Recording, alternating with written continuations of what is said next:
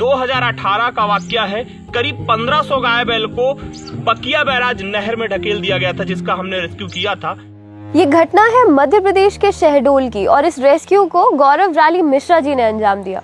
वो अटल कामधेनु गौ सेवा संस्थान में ऐसे रेस्क्यूज करते हैं जिसे देख के किसी का भी दिल दहल जाए। 100 गाय बैल के झुंड को गांव वाले क्या करते हैं, तार की फेंसिंग में भूखा प्यासा रख दिए, फिर ऐसे ही धीरे धीरे बिना खाना बिना पानी के मर जाते हैं। घाटी में ढकेल दिया जाता है। शहडोल में 3-4 वाक्य ऐसा हुआ है कि गाय को बैल को विस्फोटक खिला करके मारा गया है, आंख फोड़ दी गई है, टांगी मार दी गई है। रीवा जिले के हनुमना में करीब 8 गायों को जिंदा जला दिया गया था। अब इस तरह की घटनाओं को देखकर किसी को भी ऐसा लगेगा कि जो लोग ये क्रूर काम कर रहे हैं उनका शायद मानसिक संतुलन ठीक नहीं, पर ऐसा नहीं है। लोग ये सोच समझकर जानबूझकर कर रहे हैं। पर ऐसा क्यों?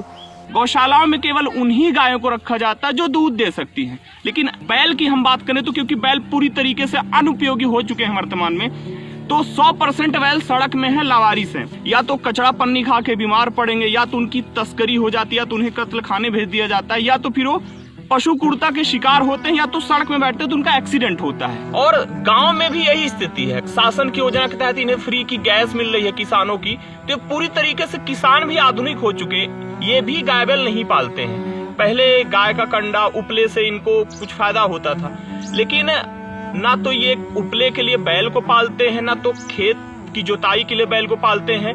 तो शहर की ही तरह गांव में भी गाय बैल, गांव के घरों में भी किसानों के पास भी गाय बैल आज की डेट में नहीं है। और ऐसी परिस्थिति में ये पूरे के पूरे गाय बैल लावारिस हो चुके हैं। तो ये कहा जाते हैं जैसे गांव के जो गाय बैल हैं ये फसलों की ओर रुख करते हैं, तो इन पर बहुत ज्यादा पशु क्रूरता होती है। अब आप और मैं इस समस्या के बारे में डायरेक्टली कुछ खास नहीं कर सकते, पर जो समझने वाली बात है वो ये कि ये गाय बैल सड़क पे आ रहे हैं डेयरी उद्योग की वजह से। डेयरी उद्योग चलता है हमारे पैसे की वजह से, तो कम से कम हम उनको ये तो कह सकते हैं ना कि भाई जब तक तुम इस समस्या को सुलझा नहीं लेते तब तक हम तुमसे दूध नहीं खरीदेंगे।